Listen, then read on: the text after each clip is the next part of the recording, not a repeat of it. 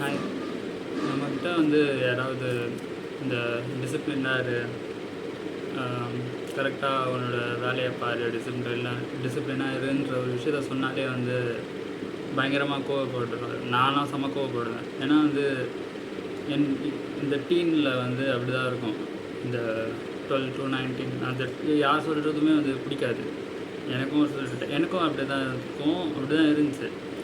ஆனால் ஒரு ஒரு சின்ன சின்ன விஷயம்லாம் வந்து ஒருத்தரோட லைஃப்பில் எவ்வளோ பெரிய இம்பேக்டை கிரியேட் பண்ணணும்னு சொல்லி ஒரு ஒரு புக்கு வந்து நம்ம படித்து அதில் வந்து நம்ம தெரியும் அவங்க வந்து சொன்னதுலலாம் அவ்வளோ அர்த்தம் இருக்குது அப்படின்னு வந்து நம்மளை அவ்வளோ கில்ட்டாக ஃபீல் பண்ண வச்ச ஒரு புக்கை பற்றி தான் இப்போ நம்ம டிஸ்கஸ் பண்ண போகிறோம்.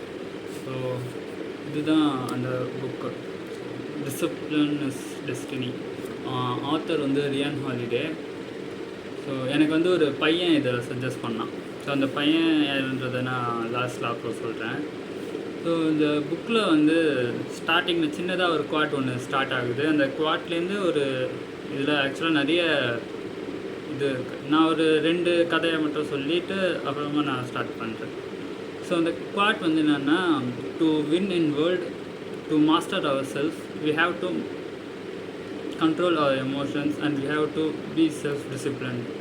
ஆக்சுவலாக வந்து நீங்கள் வந்து உங்களை டிசிப்ளின்டாக வச்சுக்கிட்டா நீங்கள் உங்களை ஜெயிச்சிட்டாலே போதும், எல்லாத்தையுமே ஜெயிச்சிடலாம் அப்படின்ற ஒரு விஷயத்த வந்து குவாட்டாக அந்த ஆத்தர் வந்து போட்டிருப்பாரு இந்த புக்கில். ஸோ இது எனக்கு பெருசாக அப்போது என்ன சொல்கிறாருன்னு புரியல எனக்கு அந்த டைமில். சரி, அப்புறமா வந்து உள்ளே போய் படிக்க ஆரம்பித்தேன். ஸோ ஃபஸ்ட்டு ஒரு கதையோட ஸ்டார்ட் ஆகுது. ஒரு சின்ன கதை, ஒரு 3 கதை வந்து வருது. என்னென்னா, ஒரு லேடி வந்து இருக்காங்க, 40 years லேடி, டிவோர்ஸ்டு, ஹஸ்பண்ட் யாரும் இல்லை, 3 குழந்தைங்க இருக்காங்க அவங்களுக்கு. 3 குழந்தைங்க இருக்காங்க. ஸோ படிக்க வைக்கணும் அவங்கள, இவங்க வேலைக்கு போகணும். ஸோ வீட்டில் இருக்கிற வேலையை பார்க்கணும். ஏன்னா மெய்ட்லாம் வச்சு பண்ணுற அளவுக்கு அவங்களுக்கு வசதி இருக்காது அப்படின்னாலும். ஸோ அப்போ அவங்களோட ரோட்டீனே வந்து என்னென்னா, காலையில் 4 மணிக்கு எழுந்துச்சு, காலையில் மத்தியானம் சமையல் செஞ்சுட்டு பசங்களை ரெடி பண்ணிவிட்டு அவங்கள அனுப்பிட்டு இவங்க வேலைக்கு போகணும். இப்போ மார்னிங் 4 மணிக்கு போகுதுன்னா ஈவினிங் ஒரு 6 o'clock வருவாங்க.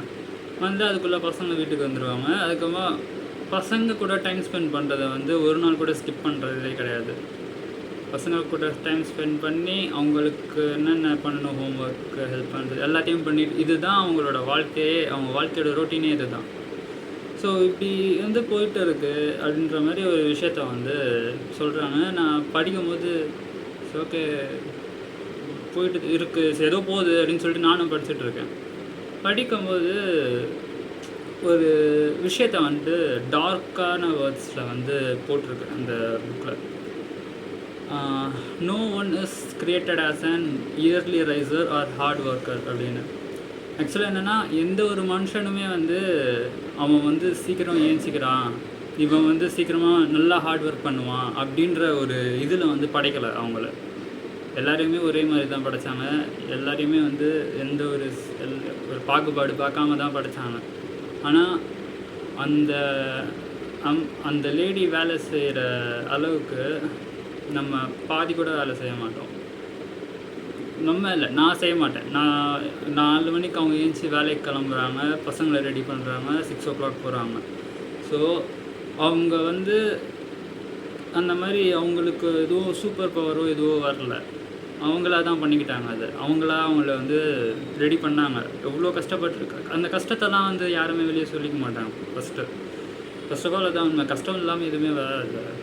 ஸோ இந்த மாதிரி ஒரு சின்ன கதையோடு தான் ஸ்டார்ட் ஆகுது. இதில் வந்து அந்த லைன் வருது, no one is created as an early riser or hard worker அப்படின்னு சொல்லி. சரி, ஓகே, இது முடியுது. இந்த கதை முடிஞ்சவுடனே டக்குன்னு வேறு ஒரு கதை, இதுக்கு அப்படியே ஆப்போசிட்டாக ஒரு கதை ஸ்டார்ட் ஆகுது. இது ஆக்சுவலாக நான் சொல்கிறது எந்த அளவுக்கு கன்வே ஆகுதுன்னு தெரியல. பட் புக்கை நான் படிக்கும்போது எனக்கு பயங்கரமான ஒரு ஃபீலாக இருந்தது. அது எப்படி ஸ்டார்ட் ஆச்சுன்னா, ஒரு ஒரு பயங்கரமான ராஜா அவரோட ஒரு 24 வயசில் வாழ்க்கையை வந்து வாழ்கிறாரு. அவர் சாப்பாடு, சரக்கு, உமன்ஸ் எல்லாமே அவருக்கு இல்லைன்னு சொல்லிக்க ஒன்றுமே இல்லை. கிட்டத்தட்ட சொர்க்கத்தில் வாழ்ந்துட்டு இருக்காரு அவர். அந்த அளவுக்கு இருக்கிற ஒரு ராஜா. அவர் வந்து சரக்கு இல்லாமல் சாப்பாடே அவர் சாப்பிட்டது கிடையாது அப்படின்ற மாதிரி போட்டிருந்தாங்க புக்கில். ஷோக்கு ராஜா ராஜா பண்ணுறாரு அப்படின்ற மாதிரி தான் தோணுச்சு ஃபஸ்ட்டு பார்க்கும்போது. இருக்கும்போது யாராக இருந்தாலும் பண்ணுவாங்க அப்படின்ற மாதிரி தோணுச்சு. ஸோ அவருக்கு அடுத்ததாக வந்த வாரிசு அவரோட பையன் வந்து வரும்போது அவருக்கு ஒரு 24 வயசு ஆகுது பையனுக்கு. அவர் வந்து எல்லாத்துலேயுமே வந்து பர்ஃபெக்டாக இருக்காதுன்னா சாப்பிட்றது வந்து இந்த ஏடாகுடமாக பியரு அதெல்லாம் கிடையாது. நார்மலாக அதுக்குன்னு ரொம்ப ஸ்ட்ரிக்டாலாம் ஃபாலோ பண்ணுறதில்ல, நார்மலாக இருக்கார். இந்த மாதிரி ரொம்ப இதுவாக இல்லாமல் நார்மலாக இருக்கார், நார்மலாக சாப்பிட்றாரு, நார்மலாக அவர் என்னென்ன பண்ணணும் ஃபிசிக்கல் ஆக்டிவிட்டிஸ் பண்ணுறாரு. ஒரு நார்மல் லைஃப்பை லீட் பண்ணி நல்லா போயிட்டுருக்காரு, ஒரு டிசிப்ளின்டாக போயிட்டுருக்காரு. பியர் அந்த மாதிரி அடிக்ஷன்லாம் எதுவுமே இல்லை.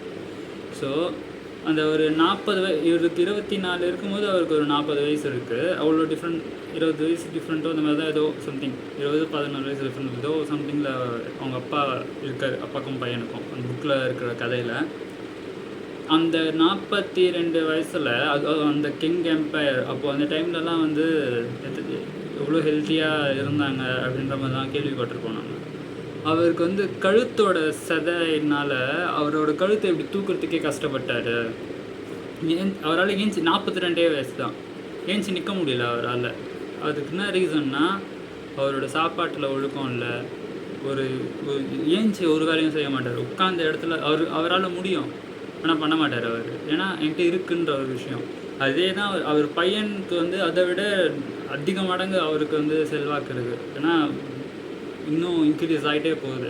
ஆனால் அவர் பையன் வந்து அதை யூஸ் பண்ணியிருக்கலாம், ஆனால் அவர் வேலையை அவர் பார்த்துக்கிறாரு. தேவைக்கு மீறி அவங்க வந்து எதுவும் பண்ணல. ஸோ இதெல்லாம் வந்து என்ன சொல்கிறாங்கன்னா, நம்ம வந்து கம்ஃபர்ட் ஜோனில் இருக்கணும், எனக்கு வந்து கம்ஃபர்ட் ஜோனில் இருக்கணுன்ற விஷயத்தில் நம்ம எப்படி வேணால் எதை வேணால் எக்ஸ்கியூஸ் பண்ணிக்கலாம் இந்த மாதிரி விஷயத்தில். ஏன்னா அவருக்கு வந்து 2 பேருக்குமே ஒரே மாதிரி தான் கிட்டத்தட்ட அப்படின்னு வச்சுப்போம். ஆனால் அவங்க 2 பேர் யோசித்த விதமும் நடந்துக்கிட்ட விதமும் வேறு. ஸோ கம்ஃபர்ட் ஜோனில் இருக்கிறதுக்கு நம்மக்கிட்ட 1000 காரணம் 1000 எக்ஸ்கியூசஸ் இருக்கும். ஆனால் நம்ம வந்து என்ன பண்ணுறோம், எப்படி நம்ம நடந்துக்கிறோம், நம்ம எவ்வளோ டிசிப்ளின்டாக நம்ம அதை வந்து ஃபாலோ பண்ணுறோன்றதுல தான் நம்ம யாருன்றதும் நம்மளோட லைஃப் எப்படி போகுதுன்றது பற்றி இருக்குது. அவர் வந்து அப்படியே இருந்து அதுக்கப்புறமா ஒரு 40 வயசில் வந்து ஒருத்தர் தூக்கி நிற்க வைக்க முடியலன்னா அப்போது அவர் வந்து எவ்வளோ ரெக்ரெட் பண்ணியிருப்பார். சாப்பிட்ட வரைக்கும் நல்லா சாப்பிட்டு என்ஜாய் பண்ணவர் 40 வயசில் அவர் ரெக்ரெட் பண்ணாமல் இருந்திருப்பாருன்ற மாதிரி கிடையாது. 40 வயசில் அவர் அவ்வளோ கஷ்டப்பட்டுருக்காரு. ஸோ ஓகே, அது வந்து இதில் வந்து அதுதான் சொல்லியிருந்தாங்க. ஸோ கம்ஃபர்ட் ஜோனுக்கு வந்து 1000 எக்ஸ்கியூசஸ் இருக்க தான் செய்யும். எவ்வளோ எக்ஸ்கியூஸ் வேணால் இருக்கும், எனக்கு இருக்கும், உங்களுக்கு யாருக்கு வேணாலும் இருக்கும், இப்போது கூட இருக்கும். தென் அதெல்லாம் தாண்டி பண்ணால் தான் நம்ம வந்து இது பண்ண முடியும். ஏன்னா இப்போ பண்ணிகிட்டு இருக்கோம்ல, பண்ண முடியாமல் இல்லை, எக்ஸ்கியூஸ் இருந்தும் பண்ணிட்டு தான் இருக்கேன், பண்ண முடியாமலாம் இல்லை. ஸோ அந்த மாதிரி தான் எக்ஸ்கியூஸ் இருக்குது அப்படின்னு நம்மளை ஏமாற்றிக்கிட்டு இப்படி பண்ணாமல் இருந்தால் இது எந்த மாதிரி வேணாலும் கொண்டு போகும். ஸோ நான் ஸ்டார்டிங்கில் ஒரு விஷயம் படித்தேன் இதில், இந்த புக்கில் இருக்க விஷயம் தான். ஸோ ஃபஸ்ட் பேஜில் இருக்கு, நான்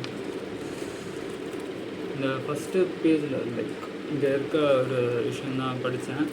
ஸோ எமோஷன்ஸை வந்து கண்ட்ரோல் பண்ணிட்டோம், அவங்க வந்து இதுவாக போட்டு கண்ட்ரோலுன்னு கிடையாது, நம்மளோட கண்ட்ரோலில் அடக்கணும்லாம் கிடையாது. எமோஷன்ஸை வந்து நம்மளோட கண்ட்ரோலில் வச்சுக்கிட்டா உலகமே வந்து நம்ம கண்ட்ரோலில் இருக்கோம் அப்படின்ற மாதிரி ஒரு சின்ன விஷயத்த வந்து சொன்னார். என்னோட பழைய ஃப்ரெண்டு ஒருத்தன் இருக்கான், ரொம்ப க்ளோஸ் கூட கிடையாது, சும்மா தெரியும் எனக்கு அவனை, அவ்வளோதான். எப்படின்னா ஒரு மாதிரி ரொம்ப திடீர்னு ஒரு மாதிரி சிடுன்னு இருப்பான், திடீர்னு நல்லா இருப்பான், திடீர்னு நார்மலாக இருப்பான். அவன் எமோஷன் மூட் ஸ்விங்ஸ் எப்படி என்ன ஆகுதுன்னே தெரியாது. அவன்கிட்ட போய் பேசக்கூட மாட்டோம் நிறைய பேர். அவன் வந்து சொல்லுவான், இந்த மாதிரி எனக்கு அப்படியே பயங்கரமாக இதுவாகுது, கோவம் வருது, அந்த மாதிரிலாம் நிறையா பேசியிருக்கான் அவன். ஜஸ்ட் நான் என் லைஃப்பில் பார்த்த ஒரு கேரக்டர். சின்ன வயசில் என் கூட இருந்த ஒரு பையன். ஸோ இந்த மாதிரி ப்ரூட்டலாக ஃபீல் வருது அப்படியே அப்படி பண்ணும். நான்லாம் வந்து பெருசாக எடுத்துக்க மாட்டேன், சும்மா சீன் போடுறான் இவன் ப்ரூட்டலாக அப்படி இப்படின்னு சொல்லிட்டு. ஆனால் அவனோட ஒரு தடவை அவன் உடம்பை பார்க்கும்போது தான் தெரியுது, செல்ஃப் ஹார்ம் அவ்வளோ பண்ணியிருக்கான் அவன். அவ்வளோ இது வெளியே அவ்வளோ ப்ரூட்டலான ஃபீலிங்ஸை எங்கே எடுத்துகிட்டு போய் கொட்டுறதுன்னு தெரியாமல் அவனையே அவன் ஹார்ம் பண்ணியிருக்கான். அது வந்து அவ்வளோ தப்பான விஷயம்னு சொல்லிட்டு அவனுக்கு தெரியல. அவனுக்கு வந்து எமோஷனாக அப்படியே போய் எக்ஸ்ப்ரெஸ் பண்ணியிருக்கான் அவன். அது வந்து கரெக்டான விஷயம் அப்படின்றது வந்து கிடையவே கிடையாது. எல்லாருக்குமே எல்லா எமோஷன்ஸும் வரும். ஸோ அந்த மாதிரி அவன் இருக்கும்போது ஆக்சுவலாக எனக்கு ஒரு பையன் இது பண்ண புக்குன்னு சொல்லி சொன்னேன். அந்த பையன்தான் இந்த புக்கை வந்து எனக்கு இதை பற்றி எனக்கு கொடுத்தான், இந்த புக்கை சும்மா படிக்க சொல்லி. ஸோ அந்த பையன் வந்து அவ்வளோ மோசமாக இருந்தவன். அவனோட அதுக்கப்புறமா கொஞ்சம் கொஞ்சமாக வந்து எமோஷன்ஸை கண்ட்ரோல் பண்ணி டிசிப்ளினாக இருக்க ஸ்டார்ட் பண்ண பையன்தான். இப்போ அந்த பையன் லைக் அப்படியே ஆப்போசிட்டாக மாறி அவ்வளோ இதுவாக இருக்கான். லைக் எனக்கு இப்போ அவங்ககிட்ட பேசுகிற சான்சஸ் கிடைக்கல பெருசாக, பட் தென் அவ்வளோ அப்படிக்கு அப்படியே ஆப்போசிட்டாக இருக்கான். ஸோ அந்தளவுக்கு மாற்றம் வந்து டிசிப்ளின்டாக. ஆனால் டிசிப்ளின்னா நம்ம பெருசாக ஒன்றும் அப்படியே இதுவாக இருக்கணும், ஸ்டிஃப்டாக இருக்கணும், அப்படியே மெனக்கட்டிட்டு இருக்கணுன்றது கிடையவே கிடையாது.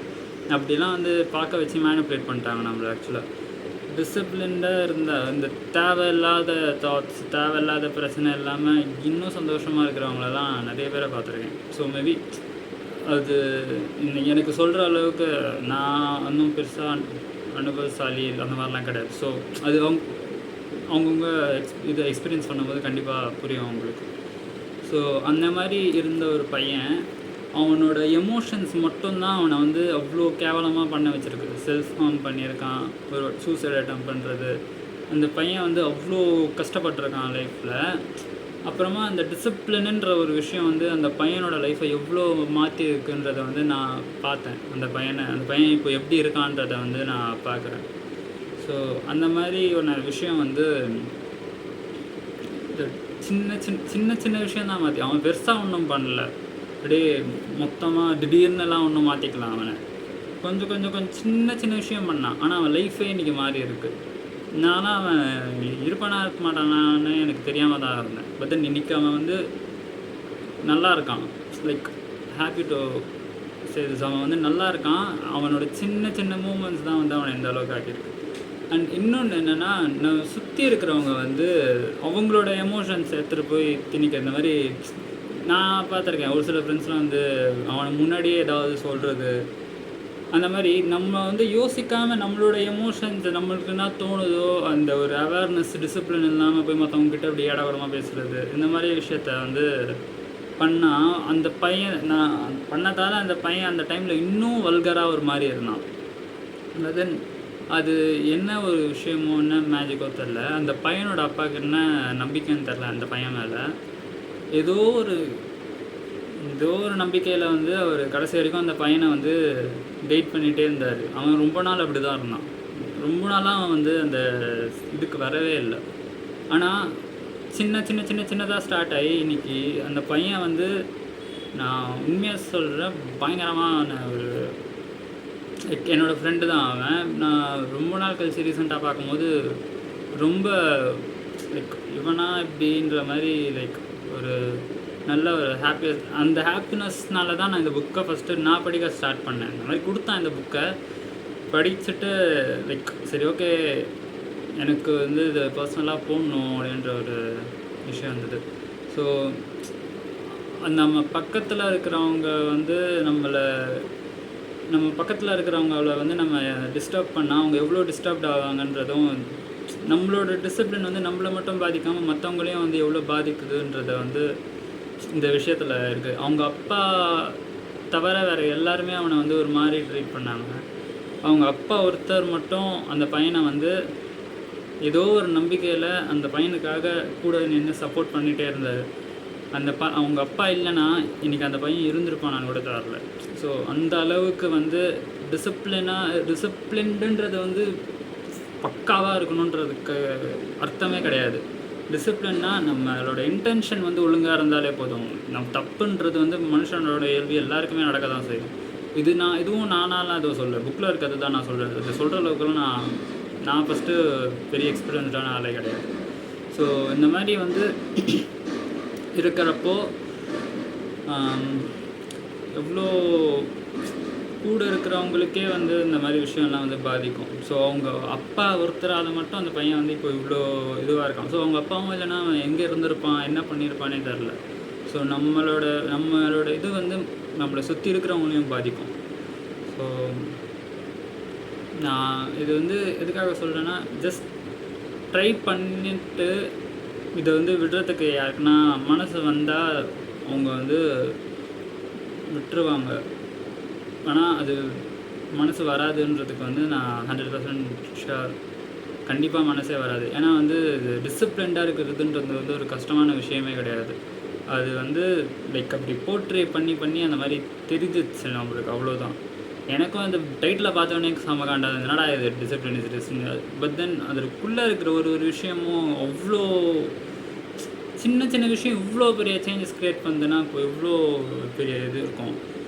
நம்மளோட சுற்றி இருக்கிற அவ்வளோ நெகட்டிவிட்டியை வந்து அந்த பையனை வந்து அவ்வளோவா அஃபெக்ட் பண்ணல. அவங்க அப்பாவோட அந்த சின்ன பாசிட்டிவ் டிசிப்ளின் மேனர் ஆட்டிடியூட் வந்து அந்த பையனை வந்து இப்போது இப்படி வாழ வச்சுருக்குன்னா, அப்போ அந்த டிசிப்ளினுக்கு வந்து எவ்வளோ ஒரு சக்தி இருக்கும், அந்த பாசிட்டிவிட்டிக்கு எவ்வளோ ஒரு சக்தி இருக்கும். ஆனால் நம்ம அதை ஃபீல் பண்ணுறது கிடையாது. ஸோ அதுதான் வந்து ஒரு சின்ன இந்த விஷயம் கன்வே பண்ணும் அப்படின்னு நினச்சேன். வீடியோ வந்து கொஞ்சம் லார்ஜாக இருக்குதுன்னு நினைக்கிறேன். ஸோ பார்த்தா கொஞ்சம் எனக்கு நான் பர்சனலாக இதை போடுறதுனால எனக்கு கொஞ்சம் ஹெல்ப்ஃபுல்லாக இருக்கும். ஸோ அப்புறம் இந்த புக் வந்து discipline is destiny, Ryan Holiday. So ஆத்தரோட name Ryan Holiday. So Amazon, ஃப்ளிப்கார்ட்டெல்லாம் கூட இந்த புக் வந்து கிடைக்குது. ஸோ அந்த பையன் அமேசானில் தான் வாங்கியிருக்கான்னு நினைக்கிறேன். ஸோ டேக் இருந்தது. ஸோ அந்த அமேசான், ஃப்ளிப்கார்ட்லலாம் கூட கிடைக்குது. ஸோ சும்மா யாரையாவது ஒரு இன்ட்ரெஸ்ட் இருந்தால் படித்து பாருங்கள். கண்டிப்பாக மேபி சேஞ்சஸ் தெரிஞ்சால் தயவு செஞ்சு கூட யாராவது இந்த மாதிரி டிஸ்டர்ப்டாக இருந்தால் அவங்களுக்கு அந்த மாதிரி இன்னும் உங்களோட இதுவெல்லாம் எடுத்துகிட்டு போய் திணிச்சுலாம் அந்த மாதிரி யாரும் பண்ணுறதில்ல. மேபி அந்த டைமில் அந்த மாதிரி இருந்தாங்க, இப்போ யாரும் அப்படி பண்ண மாட்டோம். ஸோ இப்படி இருந்தால் பண்ணாமல் இருக்கிறது பெட்டர். நம்மளோட டிசிப்ளின், நம்மளோட ஆக்டிவிட்டீஸ் வந்து மற்றவங்களையும் அந்த அளவுக்கு பாதிக்கும்ன்றதும் ஒரு உண்மை. மற்றவங்கள பாதிக்குதுன்றதை கூட யோசிக்க வேணாம். நம்ம நல்லா இருக்கணும் அப்படின்னு யோசித்தாலே நம்ம டிசிப்ளின்டாக இருந்தால் போதும். ஸோ ரொம்ப லென்த்தாக போயிடுச்சு. ஸோ தேங்க்யூ ஃபார் வாட்சிங் திஸ் வீடியோ. அண்ட் நான் நெக்ஸ்ட் வீடியோவில் வந்து மீட் பண்ணுற வரைக்கும், ஸோ நெக்ஸ்ட் வீடியோவில் இந்த மாதிரி புக்ஸ் பற்றியோ ஆர் லைக் என்ன கண்டென்ட்ஸ் போயிட்டுருக்கு டே டு டே லைஃப்ன்றதை பற்றி நான் டிஸ்கஸ் பண்ணுறேன். அண்ட் தென் தேங்க்யூ ஃபார் வாட்சிங். ஸோ